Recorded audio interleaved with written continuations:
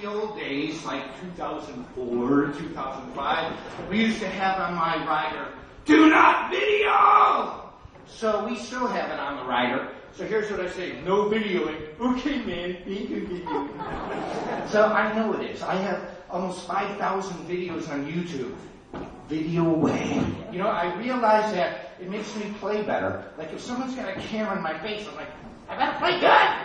Really good. The note police are there going, I heard that the like 8,152nd note was wrong, man. I'm sorry, I'm not perfect. What can I say? But thank you very much for being here. It's time to shed the jacket.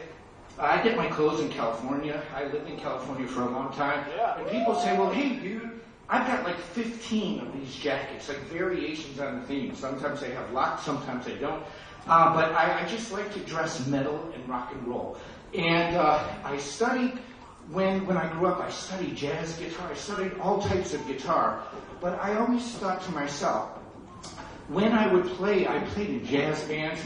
But when I was playing jazz guitar, I love jazz. I absolutely love it. But for my experience, there were no girls in the audience, man. I was like whipping out these wild licks and doing all this experimental music, and all the dudes were like, yeah. I'm like, where are the chicks? I like women. Where are the women? I'm sitting on the ring. Where are the women? And so all of a sudden, there were no girls. Then I get into a metal band with a blonde-haired, blue-eyed 19-year-old singer going, yeah! It was like 80% women. I'm like, I like this. I like it a lot. Let's just go. So I got into metal music kind of by accident. I mean, I didn't even like it at first. But I'm thinking, I'd rather see hot-looking women in the crowd than a bunch of dudes going, ew, it's okay. You know, I mean, all the pundits, you know, the people who are so critical of it all. Like, I can do a great, like uppity New York accent, like, yeah, it's okay, you know? And I'm thinking, forget this. I want to play. I take music very, very seriously, but I have fun. At the end of the day, I have to enjoy it myself. And so where I'm going with this is that my career led me in the direction that the people led me. The best response that I got was the direction that I went. And I listen to everything. My iPod, I have to use a regular iPad because I have like 80 gigabytes of songs. I have over 7,000 songs and videos and movies. And so I love music of all genres.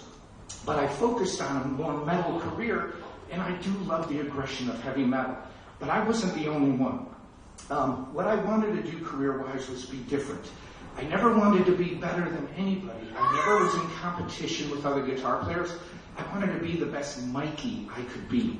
And I used Dean guitars because I wanted to be different. In the United States, everybody was playing Gibsons and Fenders.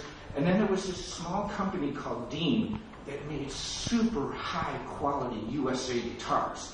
And I looked, and they made this radical shape called an ML. I thought this guitar ruled.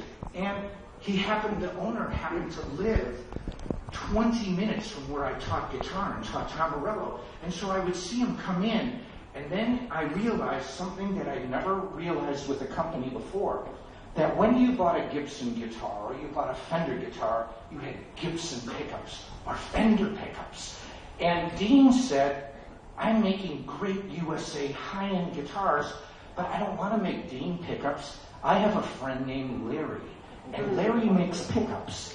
But Larry can't give pickups away. No one wants Larry's pickups because they don't say Gibson and Fender. But Dean said, I'm going to put Larry's pickups in my guitars. And Larry's last name is DiMarzio. And so what happened was, Dean Guitars was the first company ever to put another guitar company's pickup in. We take that for granted now. But there was someone had to do it, some company. That's the company I wanted to be with. Dean Guitars is not an endorsement with me. It's a lifestyle. It's a passion. I genuinely played them growing up. My first double was at Dean. Dean Guitars rule. Now, I'm going to switch and play a song for you from a friend of mine. But first, I must remove the jacket.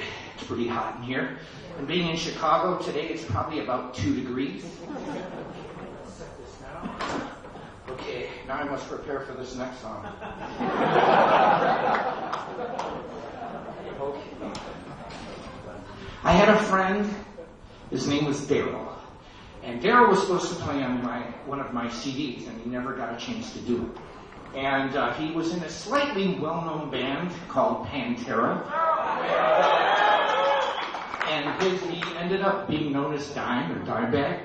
And Dimebag told me one day, he goes, and he had a great Texas accent. He said, Michelangelo, I studied your instructional videos. And so when I went to see Pantera at a show, when I was in the band Nitro, and this is in the 1990s when Cowboys from Hell was just coming out and they were just starting to get big, Daryl said that he said over the mic, he goes, I'm dedicating this Pantera set to Michelangelo, because I was in the audience and I was hanging out with the band.